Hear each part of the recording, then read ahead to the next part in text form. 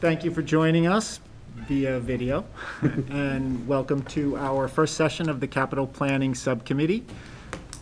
We'll start with introductions. To my right, Sarah Williams, Blackstone School Committee. Well, from Blackstone. Matthew Plant, Blackstone resident. Erin Vanaco, Millville School Committee representative. Jason DeFalco, Superintendent. I'm Greg Smalley from DRA Architects. Tara Larkin, Millville Schools Committee Representative. I'm Jane Reggio. I'm the chair of the school committee and not a member of the committee, just here in support. Carrie Gaudette, Blackstone School Committee Representative. and Matt Aaronworth, Assistant Superintendent. So our first item on the agenda is to elect a chairperson for this subcommittee. Do I hear any nominations for a chairperson? I'd like to nominate Sarah Williams. You're sitting There there, is a right? nomination for Sarah Williams. Is there a second? Sure. Second. Second. Wait, I don't. Is there any discussion on the matter?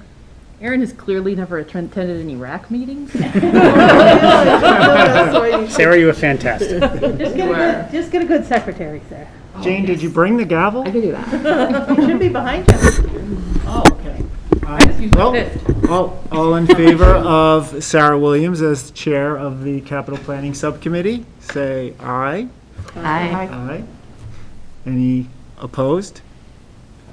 Any abstentions? Congratulations to Sarah, Right, Sarah. chair of the Capital Planning Happy to- Subcommittee.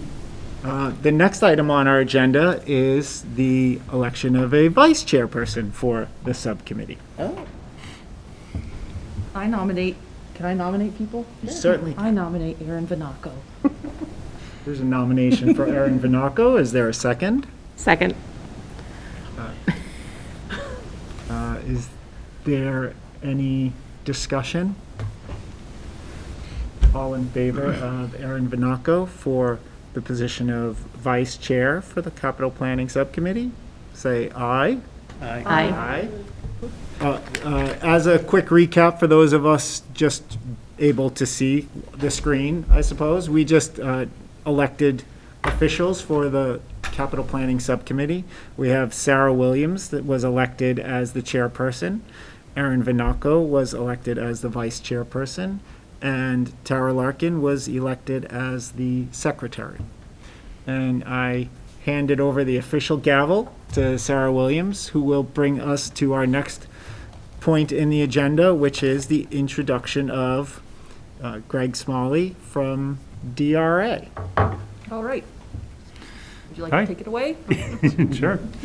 So as Matt said, I'm Greg Smalley from DRA Architects, and back in 2020 we were retained to look at the facilities and look at the district. A little bit more than a facilities assessment, a little bit less than a master plan, so somewhere in between the two. And what you got tonight is the net result of that, and this is set up. Table of contents pretty much got the pages right as we went through it.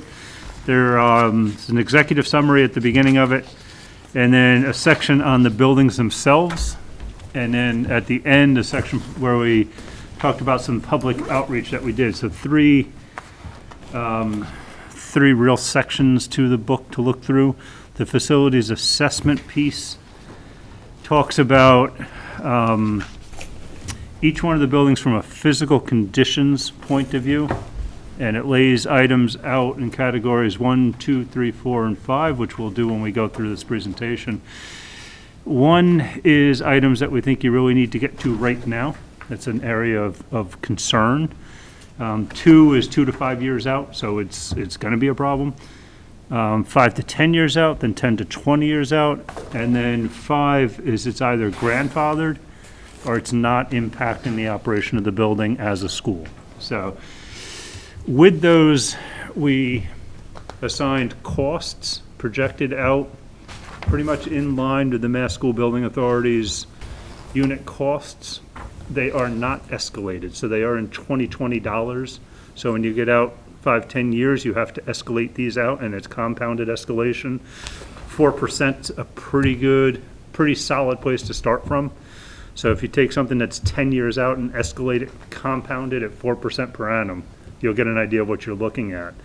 But to keep it more readily understandable, we did it in present day dollars, and we do that because you can shift some of the items. Some of those 2 to 5 year items can shift back and forth. And if you escalate them, then you get either an inflated or an underinflated number when you shift them around. Also, in each one of the building sections is an analysis of the building and your current and projected population enrollments compared to the MSBA guidelines for the size of the building for that grade configuration. And we'll go through this up on the screen. So you get an understanding of the building from the physical point of view, and what it might need, and then from how it might be seen from the point of view of MSBA. So if you were to say to them, we need an investment in this building, one of the things they're going to ask you is, how does this building work size-wise relative to the number of kids that are in it? So we developed that for you to give you some talking points as well as you start looking forward. So we'll look at that screen, and since we're just starting today, any place you want me to stop, go deeper, go back, do it again, just say so. I can do this all night, much to my detriment often. So That's what we have you slated for, so you might regret that. A little bit of background on me. I came out of the public sector side. I was a building official right down in Burrillville, building and zoning official, and then director of planning, building, zoning, the water department, sewer department, everything else for Johnston, Rhode Island, and then director of facilities for Glastonbury, Connecticut. So spent about a third of my time on your side of the table, and in Glastonbury, I was the first director of facilities in the town. Position was created for a school project that went badly. So they created a position of someone who understood how to put buildings together, and they picked me. Not sure that was the right choice, but it was a great stepping stone. And probably from there, since 2000, it's been probably 90% of my work has been schoolwork, and probably 80% of that has been public sector. So there's a bit of understanding of the planning process and the educational process. I've spoken about school planning and school design all across the country and through Europe, and really humbled by the fact that people will allow us to guide them, and also at times militant to make sure that the money gets spent right. You get a chance probably once in your careers to build a building, and it's going to be here for 20, 30, 50 years, and the kids are really going to be impacted by it. So I get a bit militant when people say, well, just change the windows. We need to look at buildings as a whole, because they impact the kids so much, and they impact the teachers, and they impact the administrators. So there are small steps that can be taken all the time to keep everything relevant and working, and there are bigger steps that need to be taken every now and then to make the buildings more relevant. We age out of our buildings the same way we age out of cars and everything else. Education evolves, buildings don't. They're pretty static items. So, and we'll see some of that with what you guys own in the town. But so on the screen, the two towns, buildings situated about as well as you could get in towns like you. You've got them on the north-south, east-west corridors for the most part. There's not much sense in considering moving them elsewhere within town. They work pretty well with the population centers. The key issues, not too far off of what everybody else is looking at. You've got aging educational facilities. Your newest one is the one you're sitting in, which is coming up on 20 years old already. How do you support 21st century learning, which every district in the Commonwealth is looking at? And then what are you doing for a decreasing student enrollment? As you start to contract, you never contract towards one school. You always contract towards residential developments or away from areas of the town that people don't necessarily want to be in anymore. It never seems to be attracted towards a school. So we looked at 3 avenues to try to get a feeling for what might be your best course forward. So we did some online polling of students, teachers, parents, and Matt and Jason were very helpful in that, in getting access, and we got quite a bit of response to that, which we incorporated into the last section of this book, and we'll talk a little bit about it during the study. We spent a fair bit of time in all the buildings, not just in one session, but we came back. We spent time walking around with the people who take care of the buildings. We talked to the educators within the buildings as much as we could and got a pretty good feel for the buildings. We have plans as far as they exist for all your buildings, so we had an idea of how they were first put together and what they were intended to do, which is always interesting, and built the report around that. That's the core of what we're talking about. And then the last part is appropriateness for the future. How does it answer the needs of educators as you begin to move forward from here? So the opinion of students, teachers, and parents came down into two pieces. We did it as how. We did an online poll through the district's network. So everyone that the district had an email address for got an invitation to be part of this. And we did it to three groups, the students, teachers, and parents, and there were different questions in each one of those groups. So it wasn't that a parent could access the students' piece, different email addresses. They came back discrete, and they were different questions. And why we did that was, we can tell you what the buildings look like. We can tell you how they compare to other districts. But we wanted the opinions of the people who are in them. What's good, what's bad, and what makes sense. What we do find is a benefit of doing it online is it's a great leveler of personalities. The introverts and the extroverts are pretty much equalized when you do things online. And we got a range of opinions, quite a bit from the teachers and parents that typically, if you do it in person, get leveled out real strongly. And we got quite a range of there, which we found to be quite useful for us. So the positive input was the communication level of the district to everybody. The students, the parents, the teachers was seen as quite a positive, that you guys are communicating well, you're bringing the right message across, and you're listening. So it's a two-way conversation. The athletic fields grew great praise, and I think that's as much because of the importance of athletics and the availability of a program for the kids to take part in. The lack of crowding in the facilities, which is praising with faint damnation. If you're well below the size of what the buildings can be, they are really comfortable. And in some aspects of the curricular offerings, not all of them, but there were some where people said, this is good, I really enjoy this. We saw that also tied to the student-teacher ratios and the ability for kids to have some place to work. So once again, you're starting to run a smaller district with the same number of teachers, you start to get better student-teacher ratios and you start to get more attention paid to kids. But it goes back up to that first one, the communication, that kids are comfortable going to an administrator and going to a teacher. And you can't beat that as a starting point. Negative input. Condition of the facilities, that was a real surprise. The age and configuration of the facilities, which got pluses and it got minuses. Like everyone likes the high school and no one likes the high school type of thing. The lack of technology, which is difficult to address to the level that other schools are doing when they're doing new buildings. It's always difficult to retrofit technology into a building that wasn't built for it, if nothing else than just because of cost. And then the lack of heating and air conditioning, which, given the age of some of the facilities and when they were built, not a big surprise there. Student-teacher input, the most prevalent themes of assets, the staff, the parents and the parents and the kids like the staff like the kids, it's big. Good communication, the opinion of the facilities we saw as a positive, and the fields and playgrounds. The challenges, the facilities are old, the classrooms are old-fashioned, they're too dark, they're too small, there's not enough storage.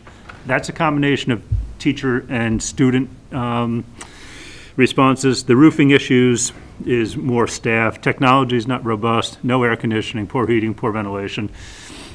Things are getting old. That's and I'm not sure what any of us were thinking when we built schools in the 70s, but you opened windows and things worked. So we'll go into existing conditions assessments. For those of you who have never looked at the buildings from on high, the complex is off to the left. Millville Elementary is the second in. We're sitting at Hartnett, which is the third from the left, and then the high school is the fourth. And we'll go through these. Millville, it's showed well as an example of elementary school planning when it was built. It still shows pretty well. The classrooms are pretty well sized. Adjacencies are pretty good. It's working because of the size of the school and the enrollment. So you have places for breakout spaces that we would typically see in elementary schools now. It's got a gymnasium larger than MSBA would support for you. It has a cafeteria larger than MSBA would support. So it's got two good pluses there. The auditorium is not part of current programming for funding from MSBA. We think it's important to have at the elementary school level. And the music room adjacent to it is part of the program that MSBA would support. But a music room and an auditorium at the elementary school level we feel is critical to developing not only the science and technology of STEM, but the arts side of STEM and STEAM, and bringing that forward from a very early age. So overall, we thought the building was functioning pretty well. Existing conditions was, if we start around the outside, and if you've Greg, been up there. I'm sorry Yep. to cut in. On that last slide, Yep. are you able to, especially for those that might be viewing, explain the different color coding? Oh, yeah. Let me go back one. So that's a good point because we changed colors twice in this. So there's two sets of colors that run through the report. So when we're showing you existing conditions, the blue are classrooms. The red is PE or anything related to athletics. The green will be dining or any kind of student commons. Purple will be administrative, and the yellow will be auditorium or theater. So that's consistent through all the buildings. And when we get to the MSBA comparison, we change colors so that you can see there's two different maps. So existing conditions around the outside of Millville are mostly down to the site's just aging. So the sidewalks are starting to deteriorate, curbs are deteriorating, paving's deteriorating, and it will go faster and faster. As it starts to get older and absorbs more water, it will deteriorate faster. The lower right-hand corner is an interesting one. That's an emergency egress door, which by code needs to have a flush level sidewalk to an area of refuge, and that's too close to the door. It's just one of those things that catches out districts and even fire marshals miss it quite often. And you can't just bring the grass up to that level. It needs to have some kind of hard path that takes you somewhere. So that's a fairly straightforward one, easy to address. Inside, it's a good little building. It's held up really well. The left-hand picture shows you a non-compliant stair rail. Fairly easy fix. It would be in our category to be done as quickly as possible. The stair rails now are, by code, you cannot be able to climb them, so you can't have horizontal rails in them, and you can't be able to fit a sphere that's 4 inches or larger through them. So that handrail, guardrail setup is obviously not that. The middle, the center upper picture is a non-handicapped accessible sink. This is another one that code came along and made all these sinks to be non-compliant. Same thing with the library reading piece down below, that sunken area. Sunken area you can probably address by designating a handicap seating area around the edge of it. Not that difficult to do. And the sinks are a little bit more, you have to do some changing to cabinetry to get them to work. Lower right is the stage, which doesn't have a handicapped accessible path to it. Fairly easily caught and fixed because the area that runs down on the left of the auditorium as you're looking at the stage is at the hallway level. It just happens to go behind a wall that's at the music room. So there's a chance to be able to get that and make it part of the auditorium and get yourself back to ADA compliance. Comment. Yep. Just, I know, because we've had kids, like, we've done stuff, and they just come through the music room, but Yeah. that's not, it needs to be part of the room.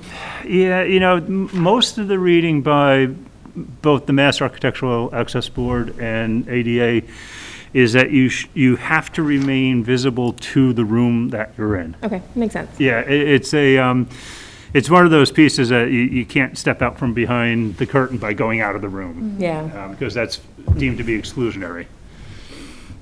yep. And then the upper right picture is the one that, in an era of designing for security, this building has its challenges. And I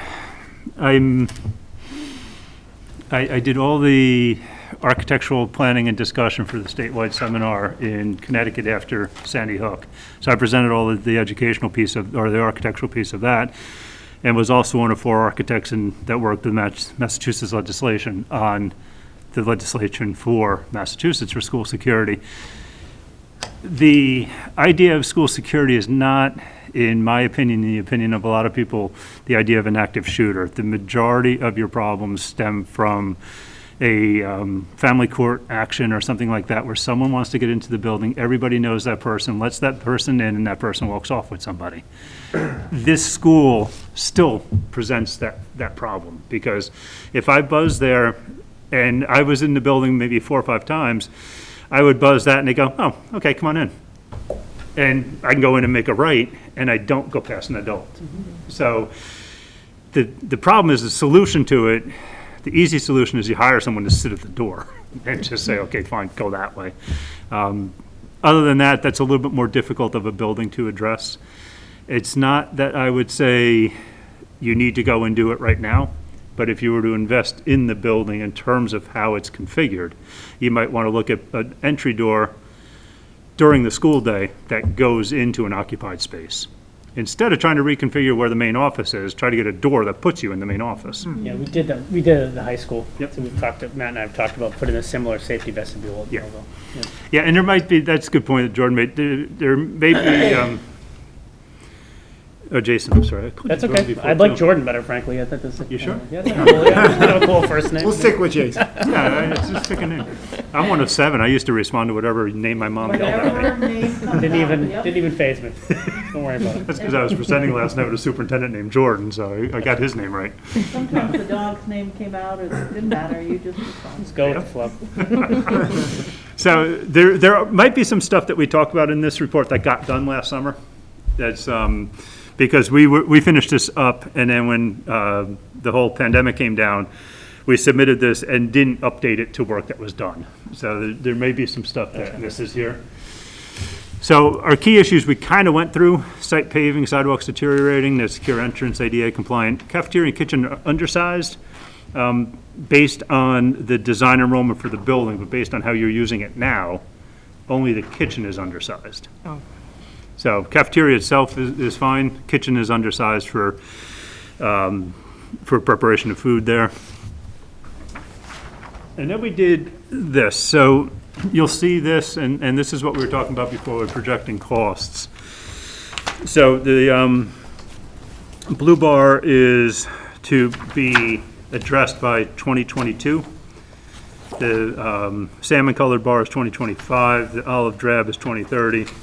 Purple 2035, and blue is, or green is 2040. So that's projected expenditures within that time period, and that's pretty consistent through everything. We go back.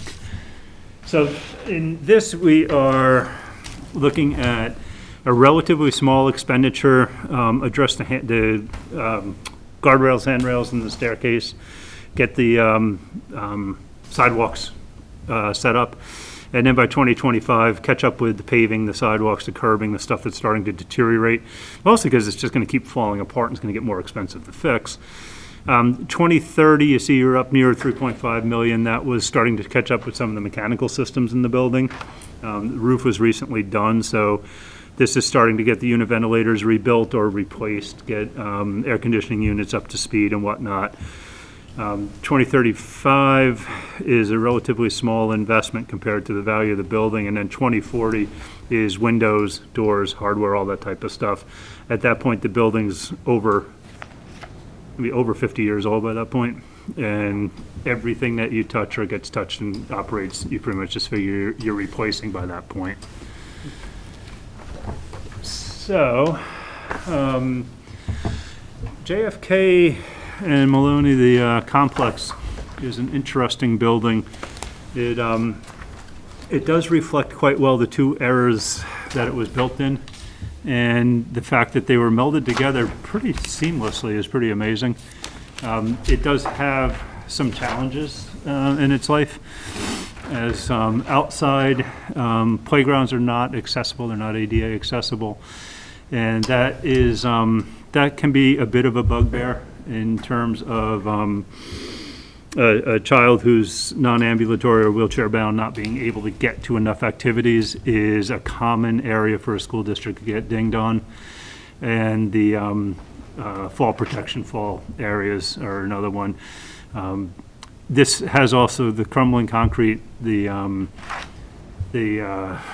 lower left is a wheelchair accessible ramp that's not compliant, doesn't have the tactile warning, and it's cracked and whatnot. And then the stairs, this is, it's a secondary stair. The lower right-hand picture is a secondary stair, but it's still a stair, and it's got an unprotected fall to the right.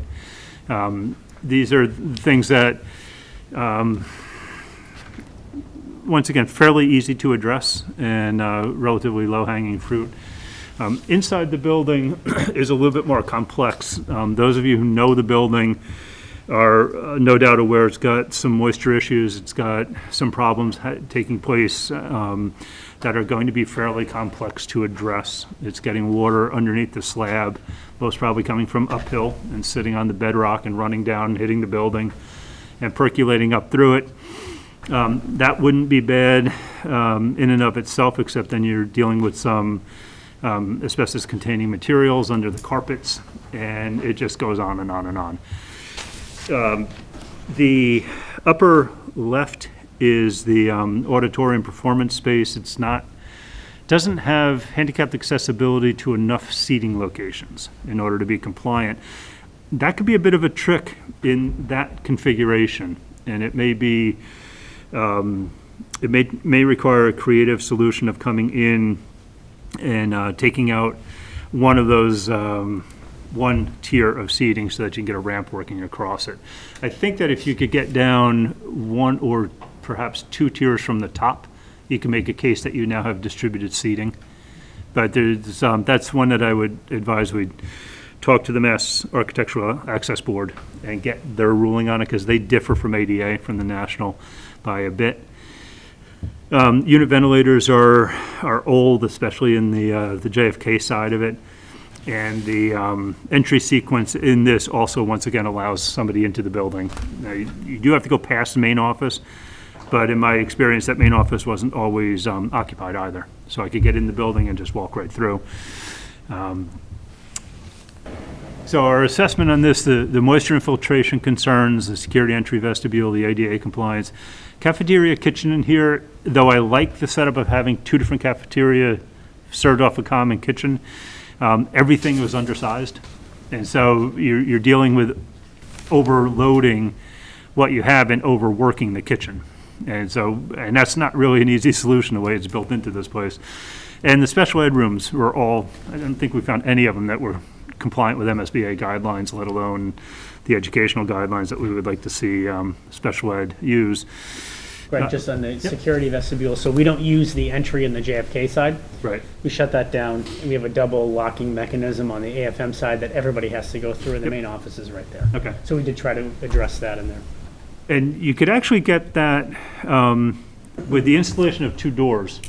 For those not watching at home, a door there and a door there would then force you into the main office. Yeah. And that's typically what we try to do, is get it so that if I can get someone in the main office to stand face to face with someone who wants to get in the school, I can at least get a better read than through a piece of glass. Yep. And so a lot of times we say, just get a door so that someone has to come see you. And you can get that do I want to make a judgment call here of calling someone over to talk to this person, or do I just let them in the school, or do I call the child down to let them go? Other than that, neat building. It's a bit spread out with the addition off to the west, and it's got a great skateboard ramp in it, man, from that up west side down. But spoken like a kid. The two gyms are kind of a neat play with it, so it's got a lot of potential and some good potential within the building. It's how it ultimately plays out is going to be probably the driver of a number of things. So if we look at costs, we put down about 700,000 as immediate need, and it was mostly to get going on understanding the water flow and what might have to be done. And then you see 2025, we ended up about 4.5 million, so somewhere in the next 5 years. And you can set these out because these were done in 2020, and we're in 2021 pretty firmly now when we're finally able to get going on this. So move everything out a year, but just use it as 5 years. 5-year window, without knowing all that you might need to do to get the water out from under the building or divert it away from the building. We put a fairly hefty number on it, and a good engineering study with a couple of test pits or wells or whatnot that can track where the water's going might bring that number down a bit, or I hate to say it may drive the number up a little bit. So I would suggest that if we start to look for things to do on the study side, start to consider how to investigate the water there. By 2030, also part of 2025 and 2030 is to address the unit ventilators and the ventilation in the building. Start to get those up to speed. They're loud and they're old. And then 2040 is windows, doors, hardware, all that stuff once again. This building, once again, it's, as with the complex and even Millville, incorporates quite a bit of pretty forward thinking from the educational point of view when it was built. It's got some good breakout space, some good team working space, nice association of science labs with the classroom pieces. So it's got some places to move. And on the outside, the upper right photo was the catch basin out in the back parking lot, which I believe has been addressed. The lower right is the ADA accessibility to the fields. And the fields are too far out to say the bleachers right at the edge of the parking lot are handicapped accessible for the fields. And there was a path that's a little bit overgrown now because of lack of play down along the right side. That seemed to be where people were walking in. So if that's the path where everyone's walking in, then a handicapped person has to be able to go down that path. And when they get to the field, they need to be able to sit. So it's relatively straightforward to address. It just needs to be a hard surface. It could be stone, dust, it could be anything like that. Or you take everything away, which kind of defeats the purpose of playing middle school sports. And then the roof on this lower left is the roof. It suffered from quite an array of damage when it was first put in. Something north of 100 and something patches is what Scott was telling me they had to do right after they started with the building, and it's now aging out. It's the original roof, and it's starting to get there. Inside, the starting the lower right, the vinyl tile is moved around over time. Doesn't appear to be getting worse. From what we understand, this is about how it's looked for a few years, and that might have been just concrete curing and the tile loosening up. The stage is another one of those questions. I can't get onto the stage unless I go up the hallway. So this one's debatable because the hallways don't have doors. So I could probably make the argument that I didn't leave the room, I just went to a different part of the room. I don't like to make those arguments, but you probably could. The upper left is just, it's one of those spaces where there's minimal light, there's minimal air circulation, but it's still technically a classroom. And it's one of those places that we try to find other uses for that don't rely so much on that connection to the outside, someplace where students in for quite a while. And unfortunately, those spaces would typically be a makerspace or robotics lab, something like that, and you already have them in this building. So you start to get these spaces over and over again within the building. And then the lower left is just the technology. It was a pretty technologically sophisticated building when it was built, but it has aged out.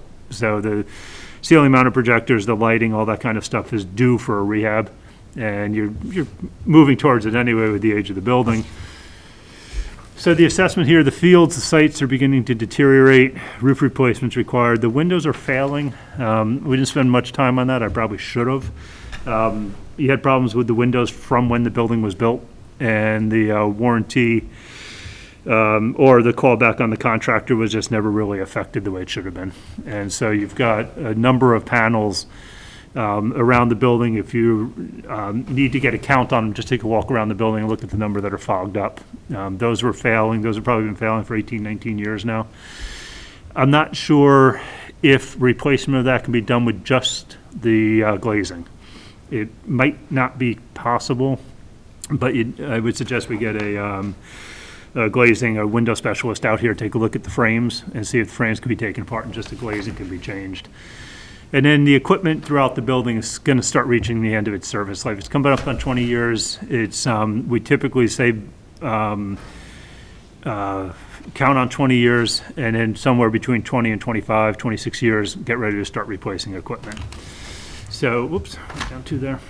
So our cost projections on Hartnett, very little this year. There's not much we think you need to do that it would cause some concern. It's mostly the ADA accessibility outside, fix some of the curbs and tripping hazards. That 5 years out is trying to get to the roof and get that roof replaced and start to look at a window project that fixes the windows. Then it sits pretty fallow out until 2040, so you get a 10-year span in there. And just because we say it's in 2040 doesn't mean you can't anticipate it in 2032, 3, 4, 5. But that's replacement of equipment and throughout the building. So it's an upgrade of the technology, HVAC, ventilation, everything else in the in 2040, in the 40-year run. And then to probably my favorite building is the high school. And this was actually quite a building when it was designed. It's got some of the most forward-thinking 1970s educational planning going. It also has one of the nicest high school courtyards, just in the way it's been allowed to grow in and maintain so that it's not overgrown. So the trees in it are nice and mature, and it actually looks the way whoever designed it envisioned it would be. The trouble we have is that it's a 1970s building, so the track, the football field's not accessible to a non-ambulatory person. The building itself is showing deterioration from the way it was detailed, so the brick skin is starting to move. You're starting to see cracks and movement. The track's probably got a few more years on it. It's starting to show fissures, which will start to get into the rubberized surface below it, and that will continue to deteriorate. The front stairs, did you guys get to the front stairs yet? No. Okay. So the front stairs, I know you did the some security improvements up top. The front stairs present 2 problems for us. One is that they're falling apart from inside. The steel is starting to rot and the stairs are starting to deteriorate. Secondly, is it creates the biggest ADA accessibility issue, because that's your front door at the top of the stairs. And your accessible path is down and around and back into the building and back up and around. The lower left is another one of those. Here's an egress stair that just ends up, for one, it ends up through a set of stairs. So I'm going to designate an egress path from inside that a handicapped person may actually go rolling out of and then go down 3 stairs. So we've got to get those designated as non-egress paths, and that solves that problem. The brick, that lower center picture, the brick's showing a number of deterioration issues. It's got efflorescence, so it's getting some water behind it. It's showing failure of some of the joints and some of the expansion. Not sure how much effort would be expended trying to salvage it. It's not simply a matter of just cleaning and repointing. It's got something going on between the brick and the substrate. And then the lower right is just the handicapped accessibility. That is the designated handicapped access point from the parking lot. And we can see we have some issues to address. Inside, this is where this building starts to cause problems if you undertake a major renovation of it. Because I'd say probably 80% of the doors are not handicapped accessible and can't readily be made so. And on a full renovation, your chances of getting a waiver or variance for that is 0 to none. So to continue to run it is one thing, because you can make programmatic accessibility by moving a program or taking a door off the hinges. But to renovate the building as it sits becomes a real issue for us. Stairs in the library are the same thing. A two-level library needs to have an elevator to get from one level to the other. You have the library, you have the elevator, but it's out in the hallway. So the auditorium, very similar to the auditorium in Norton High School. It's raked just a little bit too sharply, but it could be made to be ADA accessible, but you can't get to all the places in it. So that starts to be a little bit of a chore to overcome. Upper right is, once again, our handrail issue. Just the openings are too big, and these guardrails are actually too low for current code. And then kitchen equipment works pretty well. The science lab in the lower right is indicative of all the science labs in the building.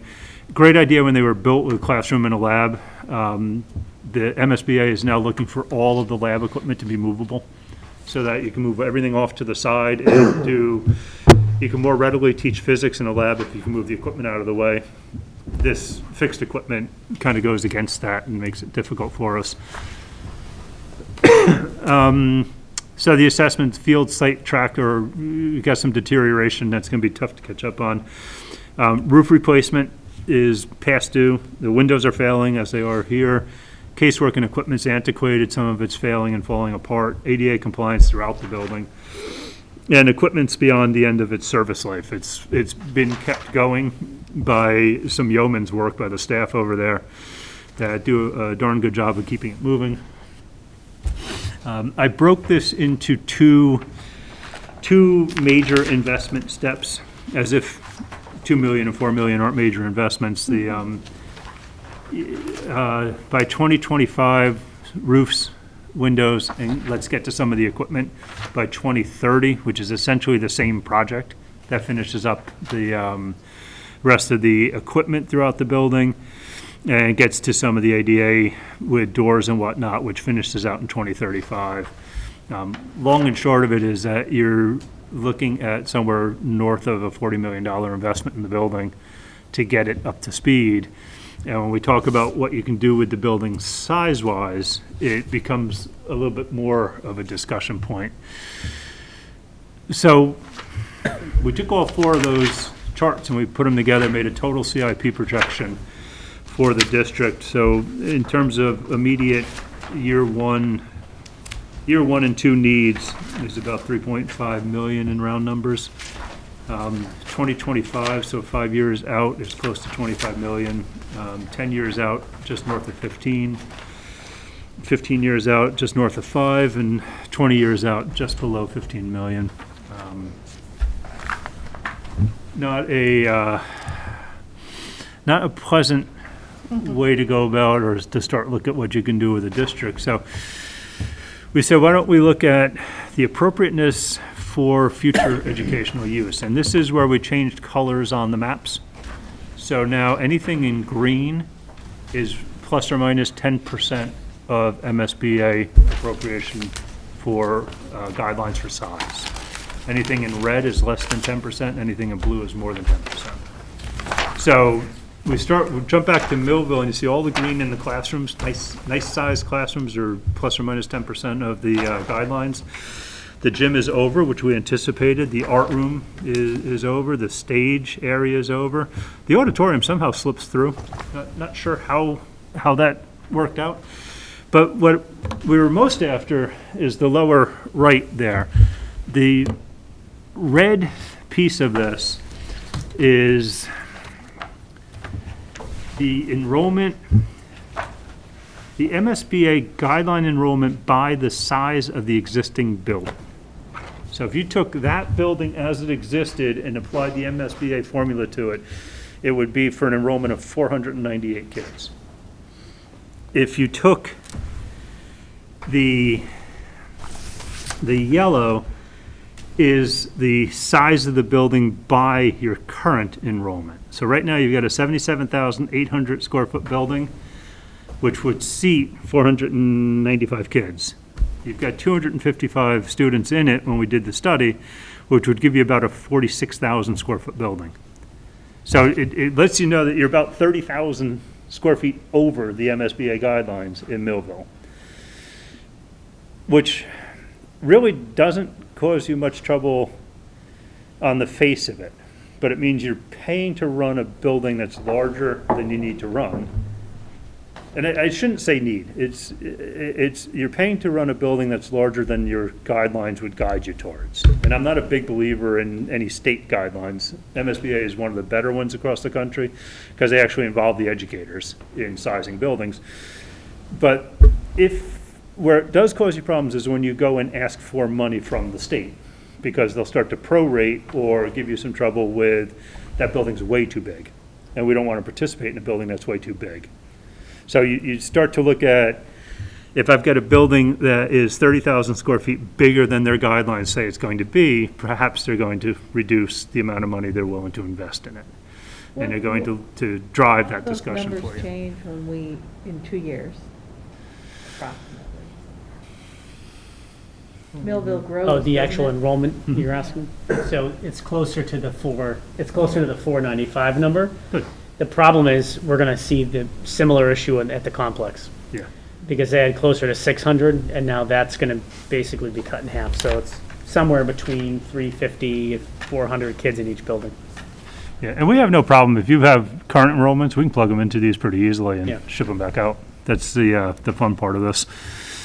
So there we think, good building, good educational design, it's got some good bones to it, doesn't need all that much in the way of investment, and a tad over what we might want to see, but we can address it. And this goes right to what Jason was just saying, if, It's a bigger problem there.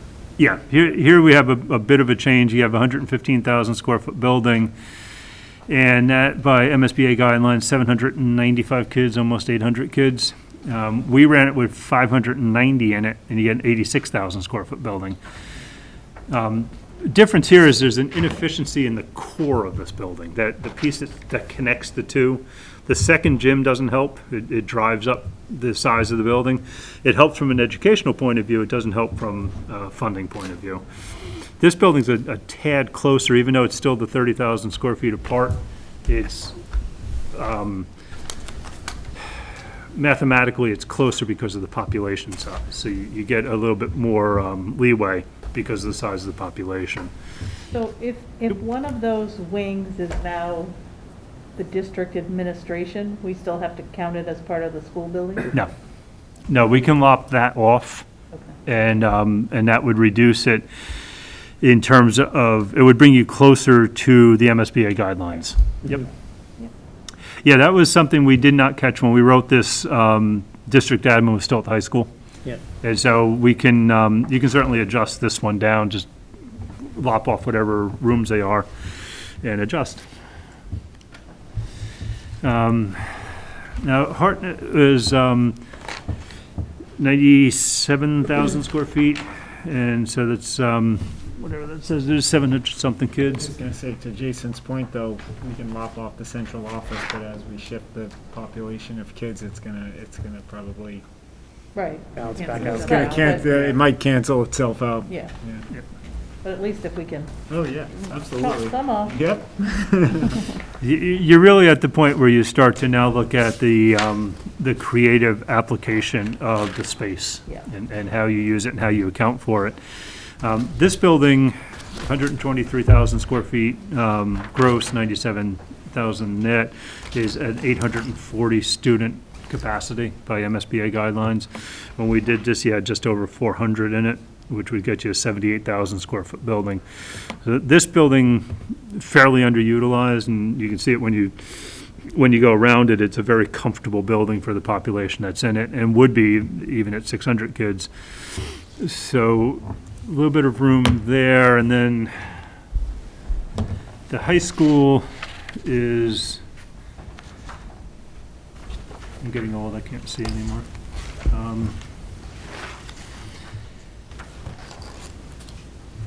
So at the high school, we're looking at a 185,000 square foot building, which is somewhere north of 700, 800 kids, almost 900 something kids. And there's 442 in it, which by MSBA guidelines gets you about 100,000 square foot school. So the high school becomes kind of the discussion point because it's the oldest building, it needs the most investment, and it's the largest by size compared to its population. So they are, unfortunately, they tend to be the most sophisticated buildings that get built, although we're seeing some change to that now with middle schools getting more sophisticated as well. But at the end of the day, that became a bit of an issue on what do you do with that building. And frankly, I think our projected costs for that building are probably conservative. I think you would put more than 40 million into it to fix it.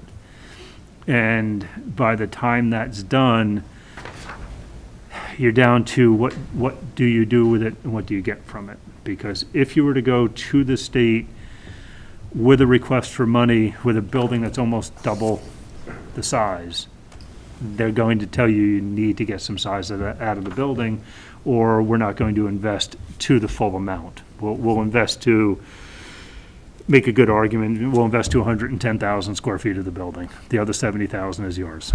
And at that point, if your reimbursement rate, for sake of discussion, is 50%, you'll end up with a reimbursement rate of about 35%. Just whatever your effective rate is. It'll still be 50% on paper, but applied across the whole project, it will bring it down. So at the back of this report, which you can read and send questions on to Matt, is the public outreach. And that's the comments and the run-through that got us to some of this thinking. The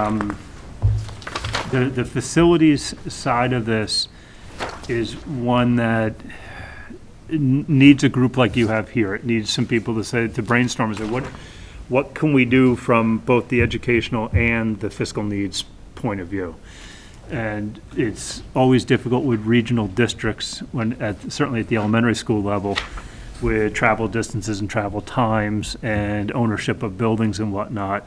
We just got through that. I think we're okay there. Oh, good. Just took us 2 years to get there. And then you're down to the middle school, high school levels, and that takes that takes a lot of discussion of what's the best model for the district, and what's that you always want to see based on the educational opportunities for the kids.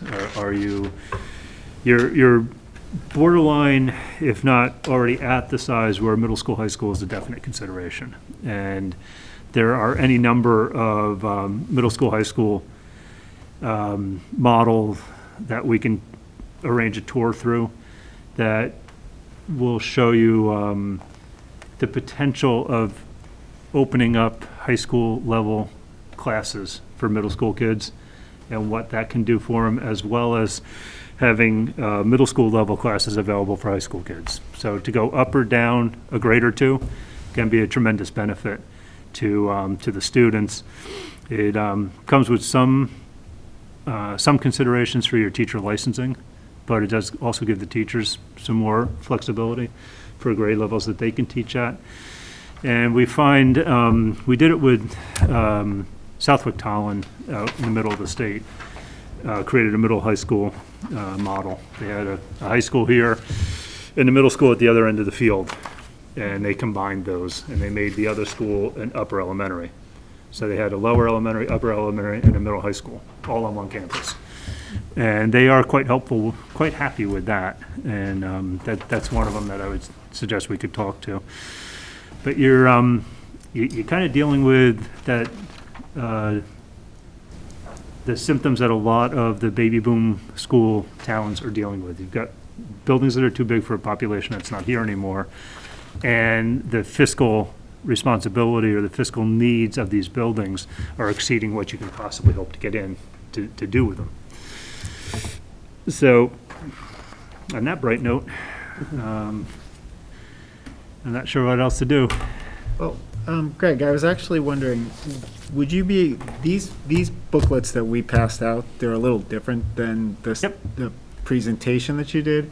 I was just wondering, and if people don't think it would be helpful, feel free to speak up. I was just wondering if it might be helpful for you to walk us through like one section of the actual book so that we see what, or if there's a certain way to look at it, just the sections. Because I noticed especially there's recommendations right off the bat on specific on specific areas with respect to, in the facilities assessment, there's, as opposed to just having the picture of what's going on, there's certain recommendations and assumptions that get put into the larger report.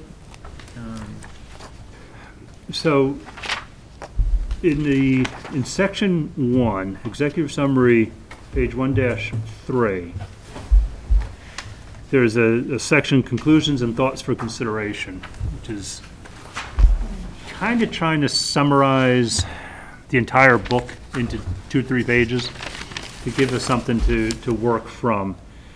And in this, it's quick overview of the building, then the capital needs discussed, and then we went through the expenditure by category with a little bit of an explanation of what might be in there and what you can do with them. And can't emphasize enough that there's flexibility in there until things start to fail. Like we'll see a lot of districts will take and they'll pull one roof forward a little bit and hold one roof out a little bit and do a roof package that'll do a couple of schools and get a better price.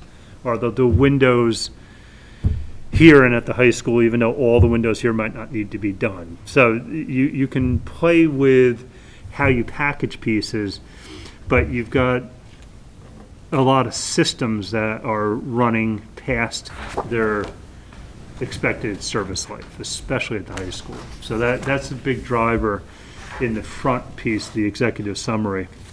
So executive summary is at 25,000 feet. Here's the amount of money that you need to spend. If you jump to section 2, which has the red divider, and these are set up the same way for each one of the 4 buildings. So it starts out, the first page has the tax map, representative photo of the building, its address, the size, the site size, the building, its current use, and what it was originally designed to house. And once again, these probably change, date of construction, date of renovation, and onwards. Then as you go through and we do an overview, which is if you were to describe the arrangement of the building. We tried to do that in words, so it's got 2 cafeterias, it's got an auditorium, it sits like this, it's generally arranged like that. We do it for the overview, then we do a review of the site. What's on the site? Are there 2 playgrounds? Is there a playground for age group 2 through 5 and 5 through 12 as required by your insurance carriers and ADA? And then go inside the building, single story, 2 stories, 3 stories. How does circulation work? What's the general feeling for the building and how was it built?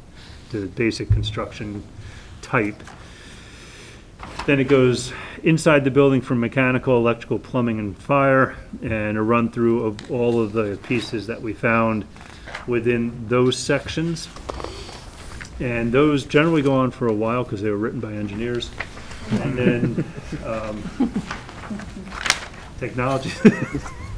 It's easy reading. I don't know what you're talking about. Then we go through technology, then we do recommendations for capital investment, and that runs through, and then the real meat of this follows, but most of them follows the chart that we all saw there, the bar chart. Yeah. And that's where we started to break it down to addressing the next two to 5, 5 to 10, 10 to 20, and then grandfathered. And what we tried to do here was the issue, the resolution, and a representative photo. So I find that this makes it fairly easy if you were giving a tour to somebody of the problems of the building, and you go, okay, well, I know that playground, I can go take somebody to that playground. So I try to make this as easily, User-friendly. yeah, okay, that's a good word. Is it? Yeah, it is, I believe so. actually. Yeah, Yeah, it is. very clear. Because it's something that I always struggled with when I was in the public sector, would bring a very complex piece of information and giving it to someone who had to go explain it to somebody, and this is not what they do for a living. So I find this format seems to work pretty well. And if there's something in here that, as you're reading through it, doesn't make sense, by all means, send it back through Matt and we'll get an explanation for it. We also tried to give you a resolution so that you can continue the discussion instead of just pointing at, well, he tells me that doesn't work. We're trying to tell you it doesn't work, why it doesn't work, and what you might do in order to fix it. It's not necessarily the only solution. And if we had the only solution to everything, we'd be all set. But a lot of this is just, here's one way you can do this. It's not the only way you can do it. So there's, in a lot of these, we'll say, I don't know, like, change out the keypads, change out the reporting, change out your entry sequence. It could be one of those, all of those, or something different. But it's the idea of let's get a conversation going around some of these things. And then you see the 5 to 10 and the 10 to 20 years. And I suggested, look at these the way you do your demographic enrollments. Like 1 to 5 years, you know it's pretty accurate because those kids are born and you know you can count them. 5 to 7 years, you can pretty much predict with about a 50% accuracy of what it's going to be. And 7 to 10 years is a guess. In this, you're saying once you get out past that 10 years, that 10 to 20 years, we're basically looking at systems and saying this is where systems start to fail. This is when you need to start addressing them. And that's why we encourage everybody to update this basically internally every year as part of your CIP program. And to help with that, we gave Matt all the spreadsheets that back up all the costs. So you can update them each year, you can add projects to them, you can do whatever you want. But it will keep projecting out for you what you're spending, what you should anticipate spending each year. So update it each year with your CIP, and then update it with an objective consultant, anywhere in that 7 to 10 year range. So if you say 5 to 10, you'll generally get it in the 7 to 10. But have someone else come through, whether it's DRA or somebody, take this book, go back through, look at the building and say, okay, this got done, this needs to get done. So that you, once again, you're starting from a fresh update. So we did that for each one of the buildings. You'll see this spreadsheet that are really difficult to print in a book. Where's the one Matt usually gives me? I was gonna say, you thought mine were noticed. bad. Yeah, we try, but these are the spreadsheets that we gave to Matt, and they come out, it's Excel, and they're run in two ways. One is just run by the Construction Specifications Institute section number. So all that says is electrical has a section in technical specification. So that's the first chart. Just takes everything by technical specification. The second system takes it by year. And that's where if you move something that we have in 2022 down to 2025, it adjusts the costs for those two areas that you move them from.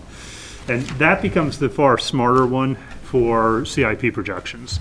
Just play on that one and you'll never go wrong.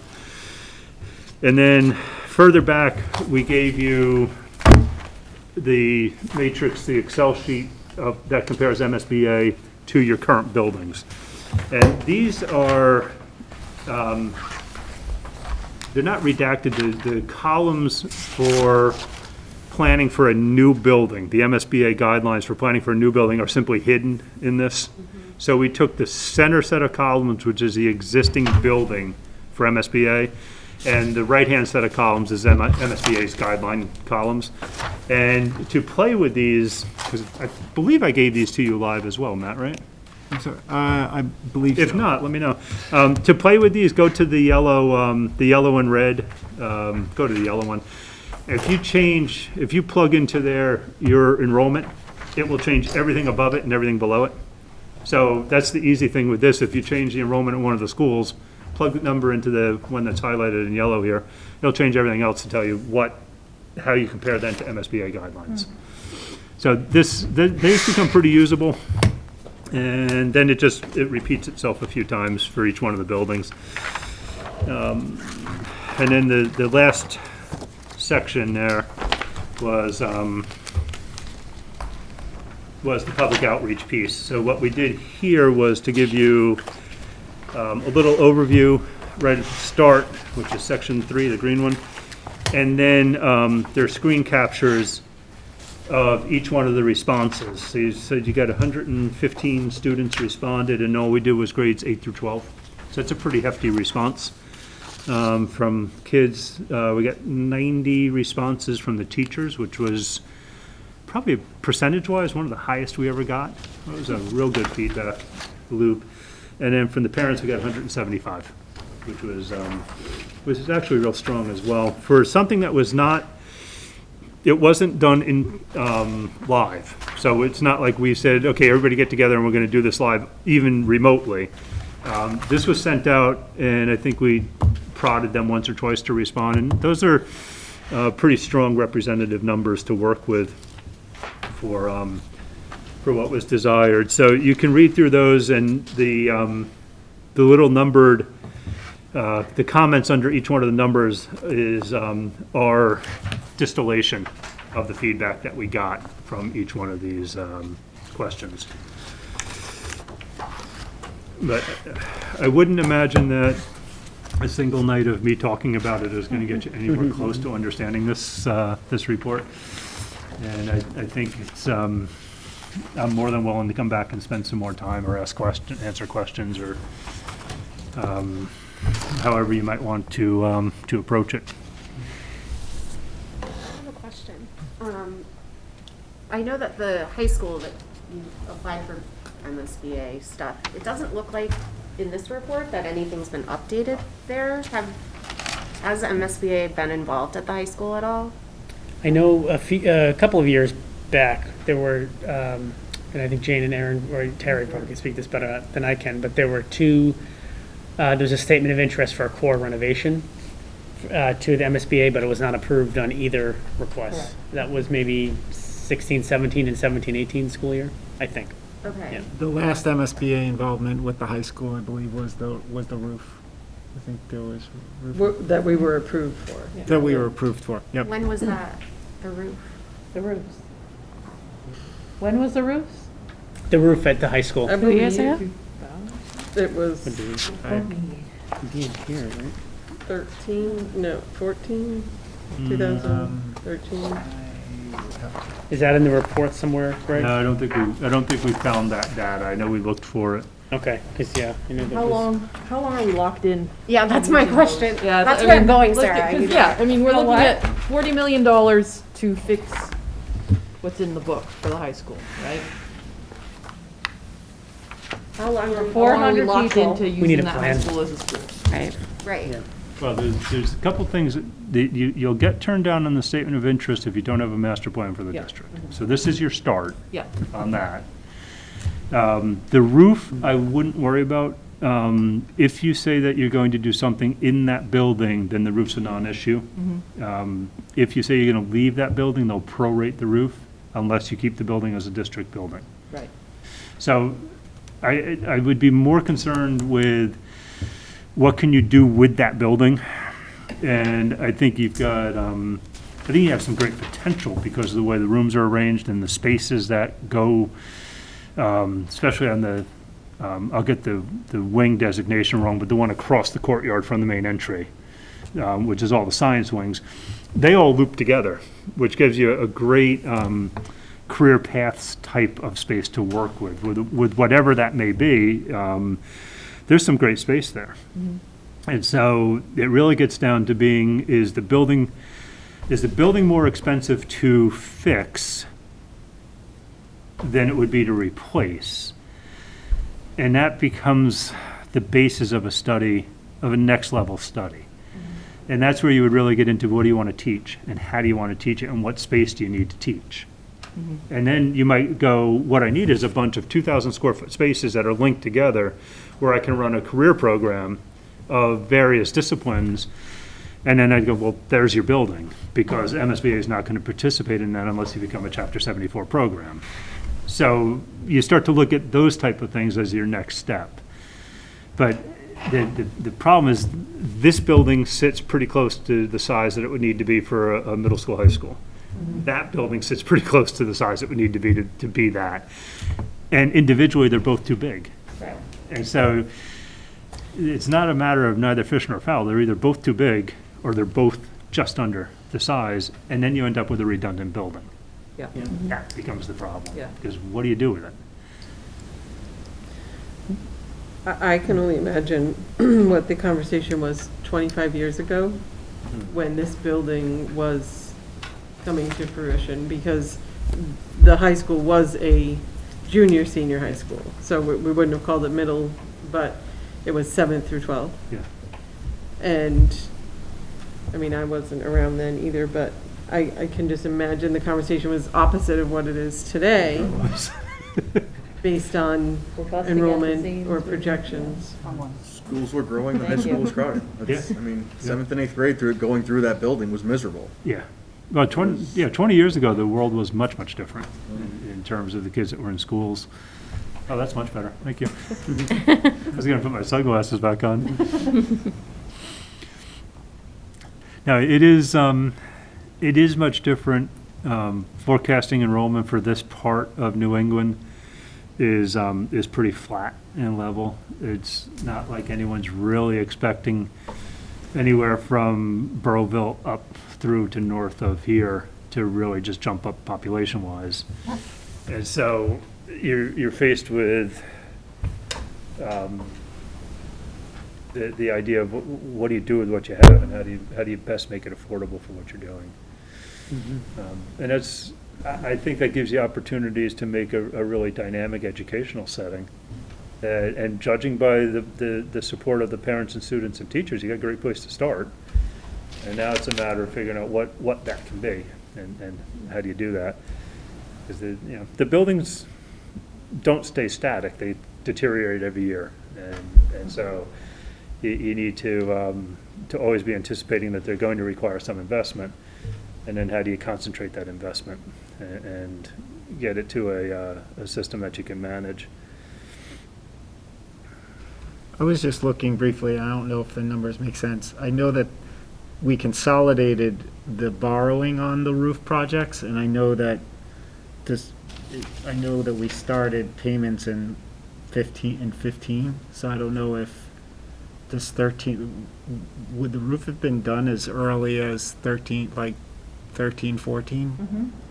I think that's a Does that- fair guess. Mhm. Yeah, so, because I have the payment schedule, and the amortization schedule starts in 2015.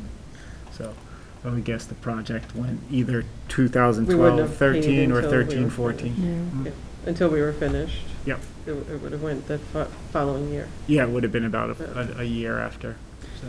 So Greg, that, what have you noticed in communities where you have a separate high school and a separate middle school, and you have to have this very real conversation, kind of like the one we're having now, basically, with the community at large? Have you seen, communities kind of come together around this? Because so high schools are such unique things, and they're so important in every community because it's the flagship, and it's, there's so much history, and there's so much, emotion kind of tied into it. What have you noticed in terms of, facilitating those community conversations and trying to bring people along to the notion that got to do something different? it gives, this might sound contradictory, it gives you more scope to work with a diverse community, because there's a portion of every community that wants to reduce cost. And consolidating into a single building gives you a chance to reduce cost.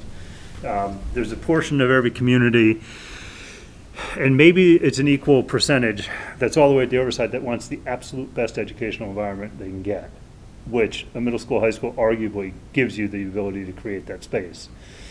And then there's the group in between that won't have a fully formed opinion, but that won't prevent it from being a strong opinion. And that's the group that you're always trying to work on for a referendum or moving forward at all. So when we did Southwick Tolland, it actually involved, it was Southwick, Granville Tolland, and it involved Granville agreeing to give up their K-8 school. And so we worked, Tolland was, STG was 110 square miles with 1,800 kids coming to school. There was a 1,200 foot elevation difference between Southwick and Tolland. So it would be snowing in Tolland, and school wouldn't be closed, and the kids would be on the bus for an hour and a half to get to school. We went out and talked to Tolland. It was 4 degrees and it was a blizzard, and 40 people showed up to hear about the referendum. They were just interested in getting the best school they could possibly get. They were already part of the district. That was fine. Granville, we had about 40 or 50 people show up, and they all wanted to know what's in it for us if we get rid of this building, because they had to increase their investment in the regional district. So we talked education from the furthest people out, basically money to the guys right next to it, and then Southwick was putting in 85% of the bill, and we talked about both the educational and the financial side of it. And so trying to consolidate down to a middle school took a lot of work with the parents of, no, your 7th grader is not going to get mugged when they walk into the building every day. And that took us going out to successful middle school, high schools. And we looked for some that had been established for 10, 15 years and some that had just made the conversion. And we walked in and said, tell us your horror stories, because I don't want to hear the good stories. I want to hear what didn't work. And most of them started off with some kind of concept of separate entrance. And all of them went away from that in the long run, except for one. And so essentially, they're on the buses. They have brothers and sisters. And there's going to be some. There'll be issues, but there's issues at every grade level. And they universally said the curriculum offerings and the sports offerings go up, because you have a bigger group of kids. So now you can actually have a JV team. Or you can have an intramural team, which middle school might not be able to support because it can't have enough kids. And so you get from 400, circa 400 is tough to get enough interest at enough levels to make it work, either at middle school or high school. That's a tough school level. But get up to 500 or 600 and it gets a lot simpler. So it works both ways because you get that greater mass. The hard part is in the investment to get to making it work. And whether you said, okay, let's come here, well, you'd have to expand this building, and then you don't have the sports field offerings. So do you hold on to the high school property and do that, or do you say, let's go to the high school, in which case the building's big enough already, but it needs a major renovation, and then what do you do with this? Well, this building's only 20 years old, and that's going to be the concept that everybody comes up with. And then the third is something that says, this will be a middle school, high school arrangement, and the high school building now will be a career path type of school. It'll have some pull-out pieces that any grade level can use. There's a great example. If you look up the Katy, K-A-T-Y, Independent School District, and I can't remember the name of the building, but look up K-A-T-Y ISD in Texas, and they have a creative makerspace building that the entire district uses, and teachers can program out through the year. So everybody from kindergarten, pre-K, elementary, all the way up to grade 12 can go over and do programming in that building. And so there's some potential for something like that, which we worked with Clinton, Mass, and they were looking to do a makerspace that included the local colleges and the local businesses. And so you build makerspace, You could also open that up to a hobbyist woodworker who doesn't have equipment. Sure, yeah. And so you start to open that up, and that gets capability for someone who might want to pursue a hobby in the evening, but can't afford all the equipment for it. So it's kind of breaking down that wall between this is a school and it's closed at 4 to, well, this is a community asset. Yep. And during the day, we teach in it, and at night, it's usable by the community. We see that with some of the career tech schools that we do, even on the automotive side of it, where they'll make the shops available to the kids, to the teachers, to the community on the weekends and over the summer. And so there's possibilities that exist on that end that allow you to hold on to the building and maybe shift some of the financial burden to a program that's outside of the school district that wants to use that space. Super creative. So just a lot of work to working with the community to get to understand the Yes. why and the how and the opportunity. And that sounds familiar.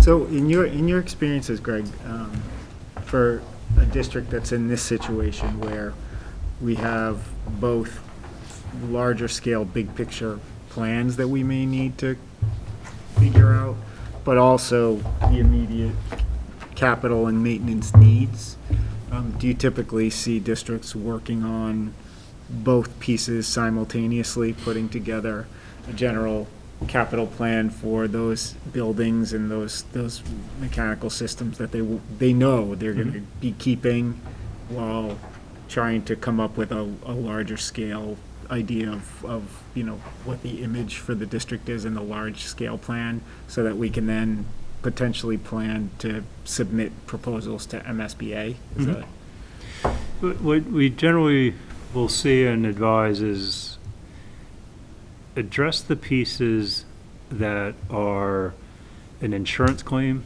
or a direct impediment to learning. So fix the sidewalks, fix the ADA issues as much as you can, and then fix what's ever broken that's in the way of learning, which is not much. I mean, here you start to get into the heat and ventilation at the high school pretty quickly. And then set a timeline, do it deliberately, I guess, is what I would say, Matt. So say, in 3 years, we want to submit a statement of interest to the state. What do we need in order to do that? Okay. And then what do I need in order for these buildings to not cause me fiscal or educational harm for 5 years? So to get the 2-year overlap of the MSBA submittal and the MSBA saying, okay, we're ready to take you on. And so now you're talking 5 years out. Do you need to do this roof in 5 years? Probably not. Do you need to do the windows? No. Probably don't even need to do the HVAC, as long as you have some money in case one of the boilers at the high school goes to bed. But your 5-year expenditure could come down quite a bit if within that same 5 years you were setting out a master plan for the district and a timeline for a statement of interest to the state, which also gives you the chance to start working with the state to say, we're interested in this and here's what we're doing. A little bit of self-promotion doesn't hurt. So would you say three years is an approximate timeline for the development of a clear statement of interest to I think for state? something with as many moving parts as you have here, I think 3 is safe. It's probably going to take you a year to get through a good solid master plan between enrollment and educational programming, and start to plant the seed for some of the thinking of what you might do as a year. Then it's about a year of disbelief and discontinuous discussion, and then that will start to turn. So that gives you that third year, once everybody starts to say, okay, I get it, we do need to do something. But it's that intervening year where I always suggest to people, arrange tours, go see people, go see buildings, go talk to people. And it doesn't have to be all in New England.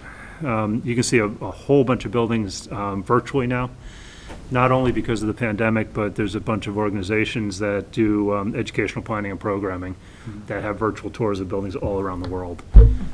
And you can talk to the educators, you can talk to the administrators, and just see what people are doing. But if you set out, even if you did it on 2 and 4 years instead of 3 and 5, it's a grind to get through it. But you've got some good public support, and I don't think you're going to find a lot of people, if you go out around the town and say we own more than we need, I don't think you're going to find a lot of people going, no, I don't believe you. So that's one hurdle crossed. And then judging on the feedback that we got, I think you could probably mobilize a pretty good number of people to get involved in a broad, what's it mean to be educated in Blackstone Millville. You can get a pretty broad cross-section to work with that. And then you've got to come up with not only the idea, but the examples. You know, here's a district-wide makerspace. Here's how it works. Here's a career paths that's not all Chapter 74. Here's how it works. And those type of things are available in New England pretty easily. Now, forgive me for asking this, but if you're going to use the BMR as the high school as a career path, you still have to do a major renovation on that building. Yeah. You're still talking about updating everything in the building. Yeah. Yeah. Which is a $40 million expenditure on the shy side. Yeah. The good thing with that is if you do it, you don't need the entire building. So if you take down the admin wing, take down the front wing, and take down the wing where the library is, and save the auditorium, the cafeteria, the gymnasium, and the back wing that has the science labs in it, you reduce your cost considerably. Take them down, like demolish them? Yeah. Like, literally? Yeah, take them right out. So, and Making sure I'm not. Not sure we're there yet. that's why they make excavators, so you can take them down. 3/4 of the building, Greg. Pretty much. It hurts a little. Yeah, but what and would it's a the- neat building, trust me, it really is neat. But what would the conversation look like if we were talking about a new high school? So a new high school that's a middle school, high school, and combining those two pots of our students into that one building and eliminating another building. I mean, you keep recommending the high school piece, and I'm sitting here saying, and I don't think I have the emotional attachment that you spoke of at the beginning, but it is where all of our fields are. Yeah. So if we're going to put money into that facility and not have it as a facility for our district, I assume you're assuming we're still going to use all those fields.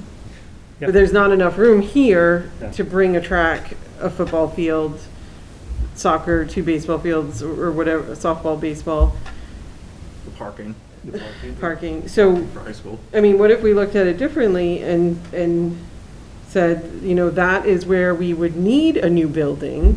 So not renovations, not $40 million but something new and exciting that the community would be able to buy into because it's new and exciting and it's still staying with the space.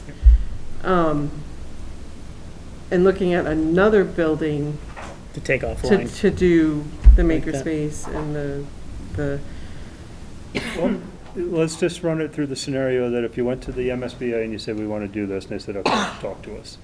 One scenario is you have to look at renovating and expanding what you have. And that building kind of lends itself to that by getting a little bit more aggressive with some grading or looking to the south instead of to the north. And so one scenario would be to look to expand it and bring whatever program you want to do into that. Your most valuable parts of the building in terms of their size relative to what the state would reimburse is the auditorium, cafeteria, gymnasium. That run right there is slightly bigger than what the state would reimburse. So you always start from what won't you pay me to replace? And then you go out from there. It's not that you're ultimately going to save them, but that I would start with that north-south wing. But Those you're big saying spaces. replace on current enrollment, or Gyms don't change much. that's just, Yeah, at the high school level, MSBA says 8,000 square feet for a gym, so they have the runoff or whatever. I think it's 8,000 square feet for a high school. What changes is secondary athletic space. Once you cross the threshold, It'll be either a gross motor skills room, another gym, a wrestling gym, something like that, and your locker spaces change. Yeah. But the, I'll meet you over Go there. ahead. Sure. the Excuse me. gym itself is gonna stay around the same. So what you're saying is the reimbursement wouldn't be counted for that percentage of the building? It would because you'd be renovating it. So it would, that would fall into that scenario. So maybe use that piece as the core piece of the building and then And build around something new from there. it. Yeah, so you might build towards the baseball field Yeah. and rebuild the baseball. I think there would be great excitement in our community if we were doing a project like that and something that would include our fields and our current, athletic pieces there included in the So renovation. that would be your first look. Your second look has to be, is there another site where it would work? So you would look here, because that's the obvious site. And then the third one is, what if you just take it down and build it right where it is? And of those three, your most beneficial is probably going to be the renovation expense. So take down some, add to it, save Right. some of it. And they're And it going, feels like, and I'm probably jumping way too far ahead, but it feels like with the renovation, we would have room to relocate while that was happening. Yep. Within the facilities that we have. yeah, So- typically what you would end up doing is you, in a building like that, your return on investment just to get it up to code would probably be more than just building to the west of the gym, towards the baseball field where that parking lot is. Build that way, stay in the existing building while you're building, take all that down and shift your field over. Then when you drove in, you'd have the football field, the track, baseball field, probably softball field, building. So you would come past an athletic complex. So Yes. I'm sorry, I didn't want Yep, to cut go you off. I just want to throw this out there. I've already spoken to Greg and Jim about the possibility of working with us more on this process moving down the line. I just don't want anyone to think that this is the only opportunity we're going to get to pick Greg's brain. Thank you. I actually Thank you. I have to run over to the Blackstone Finance Committee meeting. I was wondering I didn't know if people wanted to select another date or if we wanted to, Adrian, do you have a date that works better or days that work better? or do we want to do that with, again, like just through a doodle? I can, Yeah, Okay. probably. Sorry, we have to pick Brady. no, Oh, I'm no, just, okay. understood. I didn't I mean just to do see the that. group, I just I see the want you to group yell at has me an a answer couple of and then run. different. He does capital planning every once in a while on Wednesdays, and I have every other Monday. Okay, Okay. we'll send out a doodle. Stay away from Yeah. those. Okay, thank you. Thanks. So, Greg, would a good starting point be for those of us that are part of this committee to take a look through the entire Oh, yeah, report? yeah. And then, I know that some of us could kind of loop back together and say, okay, what do we want the direction of this next meeting to look like? Like, do we want it to be a brainstorming session for thoughts of, big picture? Or do we want to start with identifying that 3-year plan of getting things fixed? I don't know. Because, I mean, there are two things that we need to do simultaneously, right? We need to Yeah. come up with the master plan, Mhm. which sounds like I'm a villain, which I'm okay with. But, come up with our master plan, and at the same time, we have to take care of these immediate fixes, Which right? a true master plan incorporates. Okay, So basically, you do a facilities assessment, then you can do a facilities master plan, which is typically done if you have the facilities you need, and for your population, and you don't project much change, then you just say, okay, we're gonna do this, just like this. That's a facilities master plan. Or you could do, what you guys really need is more of a district-wide master plan. Yeah. What are we doing enrollment-wise, what are we doing educationally, and then the facilities are then tertiary. Yeah. Because it's, what are we doing, enrollment is an easy one to knock out and project, what are we doing educationally is a tough one, Yeah. and then facilities just fit into that. So, we could have a talk, I'd suggest read this, if there's something that doesn't make sense based on what you know, send it over to Matt and he'll send it to me and we'll either adjust this. At this point, I would just do an errata sheet for anything that needs to be changed or adjusted or explained, rather than reprint the whole thing. And then if we got back together, the next thing might just be to blue sky it. Like, what do you do? What could you do with what you have, which is kind of what we were just starting to do here. Yeah, and I think that could be like a. And It's Aaron, always I great didn't mean fun to to do cut that. you off, I know I have to, Jason already left, and I know I have to get to the finance committee meeting as well. I just think it's important to identify with that master plan, so we're not There's fixing options. windows in a building that we're going to. Oh, absolutely, I was worried about that absolutely. too. Yeah. That's, I agree 100%, yeah, I agree 100%. Because if you've got a district strategic plan and the mission statement put together, which I'm pretty sure you do, or I understand you do, then a master plan on how to achieve it is what it's after. So I think you're at that point, and I think it's going to be some interesting discussion, because it's not a simple step forward for what you own to what you're going to be when you're done with it. It's an interesting couple of years of talking. So I feel like in the last 10 years, the MSBA focuses on different projects each year. So it was roofs and boilers, and it was the core renovations. So do the new buildings ebb and flow like that, or is that every year? Their accelerated repair program comes and goes based on funding. And so this year, I don't think there's much for it. The core building program stays pretty much the same year over year. They went through pushes like career path into high schools that weren't Chapter 74. That's still something they're very interested in. They went through regionalization. Like, you guys are regional. Have you looked at bringing in another town? Have you looked at doing this? Have you looked at doing that? And those answers are always fraught. They've stepped back a little bit from that with a different executive director, so that helps. But they also are very interested in what could you offer to surrounding districts that you could do without regionalizing with them. Like, what could you do that you could build that surrounding districts might participate in without joining you as a region? So like the career. Yeah, so we do some of that now. So, and what percentage would core building typically, is there an average percentage for MSBA or In terms of what? for reimbursement? No, it's by town. So they run from, I think they're still doing something like 20 to 78%. That's huge. That's a huge range. Yeah, it is a pretty big run. And it's the very rural districts and the very urban districts end up getting the most. Okay. So you gonna we send can out find the out. Google? Yeah, I'll take care of the doing. I think they set a rate for all the towns, whether you participate, all districts, whether you participate or not each year. I can see if I can find that for you. I apologize, I just need to run out to the finance committee meeting, and I can assure you, Thank we you. will make sure that we have, Greg and Jim will probably join us at some point too. I don't know, So we Jim- can do some real. Jim didn't contribute much. Thank you, ma'am. Thank you. Thanks, Matt. Or I didn't say the word, you know? Yeah. Anything else?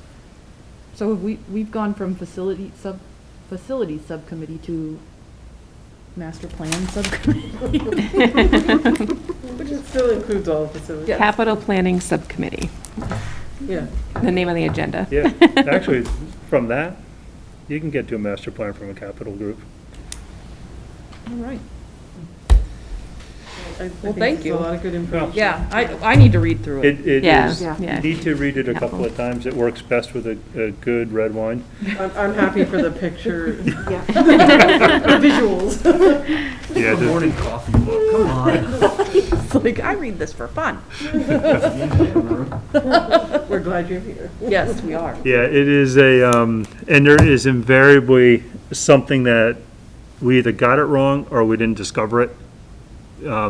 Here, I'm a little bit more confident that we got it pretty well because your facilities staff was with us as we went through it, and Scott's been here since the building was built, so he knew. So everywhere we went, there was someone with us. I said, oh yeah, we did that. Oh yeah, we did that. Oh no, this doesn't work. Which we typically don't have when we go through a district's building. So that helped us get a little bit closer to what we think is right. An opinion question, because I'm curious. if you were to look at this district and take the high school out of it, because everyone in this room knows that building is long past its life, what is the next building in this district that you say needs to be not A used? core renovation or? Yeah. From the idea that interior environmental quality is the most important part in the school, it's the complex. Yeah. You need to That's- get, you and need that's to what I get the thought. moisture out of the air, and you need to get the building dried out. Well, because if you're going to do a massive remodel of a high school and turn that into a high school, middle school, now what does this building become? Does this building lend itself to being the new elementary school? Yeah, it works better as an elementary school than it does as a high school, Yeah. given the arrangement and the sizes and whatnot. And And the parking and the lack of grounds. fields and, It's a great playground up there. Yeah. yeah, but does that make more sense as a, Mm-hmm. as a Yeah, and then you have the complex? complex fields that the high school can get to. Yep. But, Yeah, but you've got extra baseball fields there, Extended you've got, but those are owned by the town. Yeah. Oh, that's right, that's Those not are ours. town fields, That's so right. that's actually just great extra space Yep. for, all those fields are town, I forgot they're not about even part of our lease. Right, they're on lease, yeah, and then, yeah. Yeah, and it's then, on the complex. That's well, the complex is what I'm talking about. We own the high school and we own this building. The complex is a lease, Millville Elementary is a lease. And the complex lease does not include the fields. That is the town of Blackstone's So if you- property. So if you stop using that school, The fields are still under the town. but, so I lease a building for my office. I'm stuck to that building for so many years. How many more years are you stuck to that elementary school? Well, so it's not a paid lease either, but we also put a new roof on that building, so we are Oh, I've seen the bound by work on that. MSBA. But I wouldn't be against that building becoming a makerspace. The career center. Pathways. I believe we Very have easy. several BICO rentals in our district as well. They could, I think, be consolidated into that space, so our lease would still stand. But again, we're talking about if that's the building with problems, we still have to invest in the repairs, which puts us back in. But the repairs Not become different. So if True. that's space that's being used for lots of different things, now the repairs are different versus if you have kids in there all day, every day at, 700-800 student level capacity. It's different on who the expense falls on too, because we own the high school, Right. so it's any capital projects would be the expense of both towns. A capital project of the complex would be the town of Blackstone. Okay, Millville would be the town of Millville. yep. So it's definitely probably a different agenda, a different discussion to see what really does work space-wise. the other thing is identifying programs that cross between districts. Early childhood's a big one, career path is a big one. And then is there enough interest in surrounding districts to support a program like that?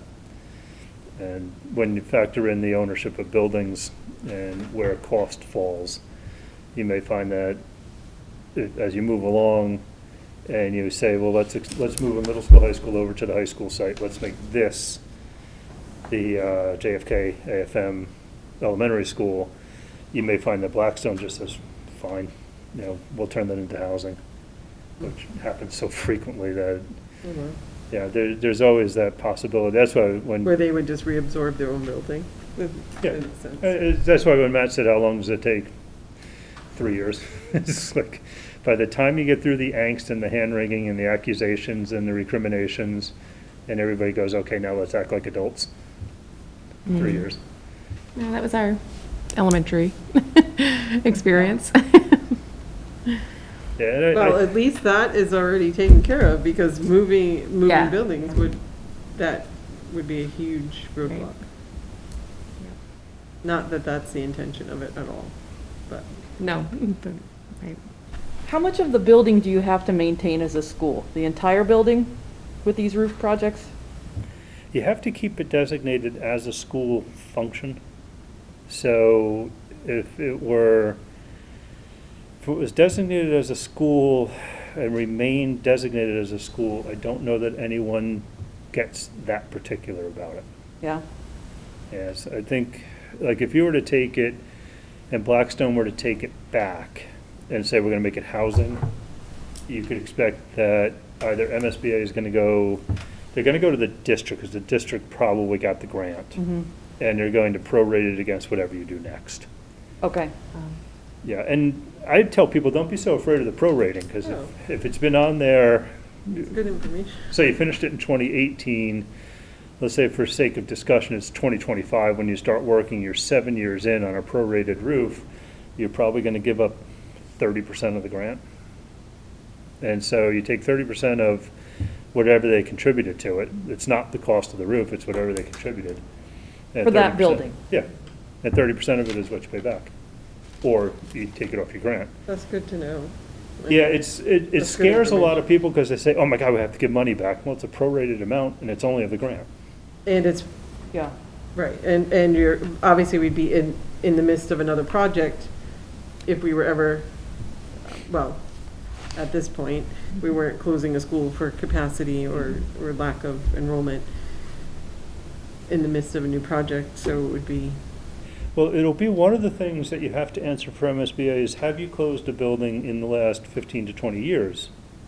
And the answer's going to be no. no.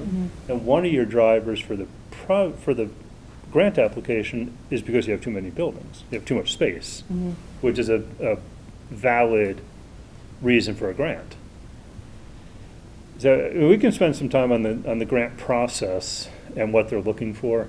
And it's, I mean, they're better than most states I've worked with because they're more than just a funding agency. They actually care about the educational mission. Like if you go over to Connecticut or Rhode Island, it's just like, we're a bank, and we're Yeah. a bank that wants to control what you do. These guys are pretty straightforward in the process, and they only ever get draconian right at the end when they say, when you sign this, this is all the money we're giving you, don't come back to us. Yeah, you go build the project for this much money. And so you do your homework up front, which they make you do, and come in with a master plan that is clear from the fiscal, and the educational side. We're doing this for these reasons. And that will get you a seat at the table 9 times out of 10. And with enough advance warning to your political representatives, they can start to make some noise. MSBA is great because it's a true authority, so they don't rely on the legislature each year. But they listen to the legislators. Like you get your grant appropriation 9 times out of 10, one of your reps is in the room and gets acknowledged. So I always say, as soon as you start and you know you're trying to do something, start talking to them as well. All right. Greg, could we get a copy of this presentation? You should, I sent it to Jesse, Okay, so Matt has it. perfect. I'll just add Matt. We'll get it Matt from for it. Yeah. Thank you. Yeah, and if you look through the report, I will admit that in the little box, in the executive summary, there's a mistake in the spelling. I used the word and And a plan. Yeah. And a plan. I found it first thing I looked at. The book. Me too. And my wife was an elementary special ed teacher, the only person who ever could have married me, and I was briefing through this thing before I came up here, and damn it. She goes, what? I said, right on the first page. So, The only spelling mistake I'll find in the whole book. I'm not good enough to find the rest of them, so. and that and is probably just, I wrote it one place and I read it a few times and I didn't like it, so I changed it and I didn't go back and read it from the beginning. So, We forgive you. You Yeah, got thanks. an in-depth. You had something that started with a vowel. All right. Make a motion to adjourn our capital planning, what did you say we were called, Tara? Subcommittee. Capital Subcommittee. Planning Subcommittee, yep. I will second said motion. All those in favor? Aye. Aye. Thank you very much. welcome.